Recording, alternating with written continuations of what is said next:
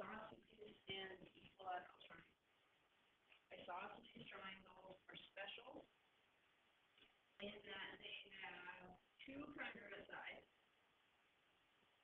and then there's a whole bunch of properties that come along with that.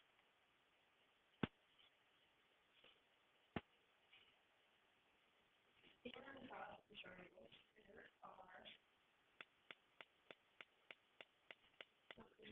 special names for the different parts of the triangle. The two sides of the triangle that are congruent to each other are called the legs. The angle that is included between the two congruent sides is the vertex angle.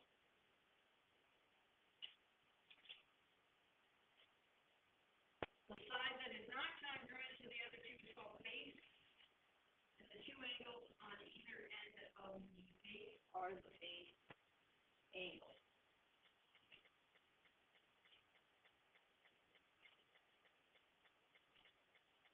So there are three theorems about isosceles triangles. The first one is called the isosceles triangle theorem. What it says is if two sides of a triangle are congruent,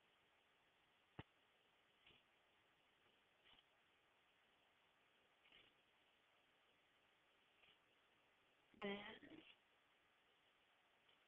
the angles opposite those sides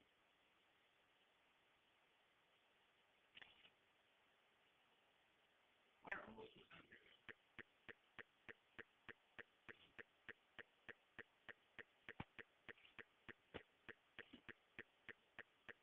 So if we have a triangle like ABC that is isosceles, where AB is congruent to BC, so we know we're given that two sides of a triangle are congruent. The angles that are opposite those sides are also congruent. So if AB is congruent to BC, angle A is congruent to angle B. The second theorem relates to isosceles triangles. The converse of the isosceles triangle theorem. Now we haven't talked about converses and inverses in something positive and all of that for a while. But does anybody remember how do we find the converse of the statement?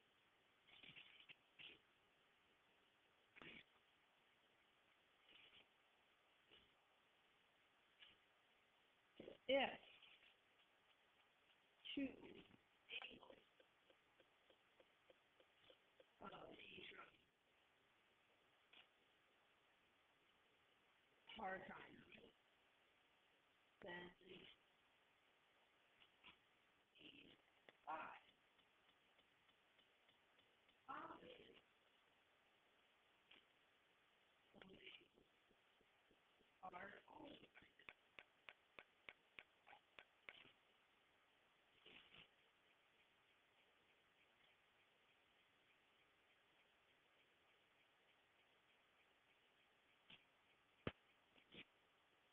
So if we are given two congruent triangles, or two congruent angles in a triangle, the sides opposite those have to be congruent. So if we know that two angles in a triangle are congruent, we have an isosceles triangle. So if we know it has two congruent sides, obviously it's an isosceles triangle. Also, if we know it has two congruent angles, it has to be an isosceles. If we look at an example involving these two theorems, we're given a larger triangle with a smaller triangle inside, and we are going to answer the questions, is line segment AB congruent to line segment BC? We're going to explain why or why not. Also, is angle A congruent to angle DEA? And we will explain why or why not. The first part of the question asks, is line segment AB congruent to line segment CB? So if I highlight those, in order for those In order for us to know if those are congruent, are they marked? No. But we can look at the angles that are across from them. Are the angles that are across from those two sides congruent?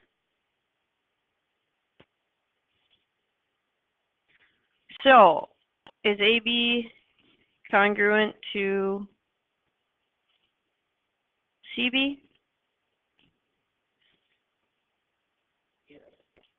Yes.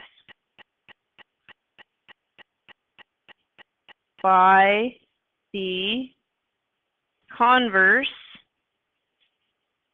of isosceles triangle theorem. Now,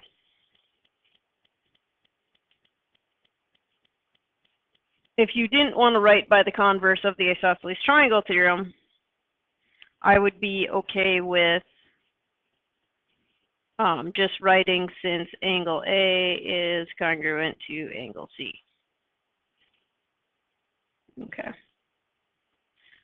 So the converse of the isosceles triangle theorem is the kind of the official answer for an explanation.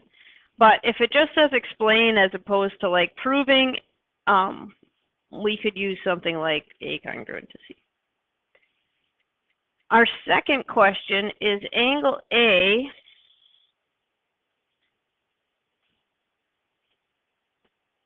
congruent to angle DEA. So are the green angles congruent? How do we determine if the green angles are congruent?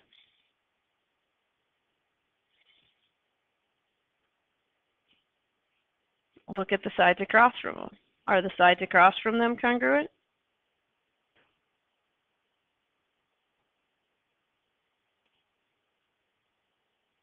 Those are marked, right? So we're talking about the angles, so we're looking at the sides. So, again, yes, since AD is congruent to DE, also by the isosceles triangle theorem.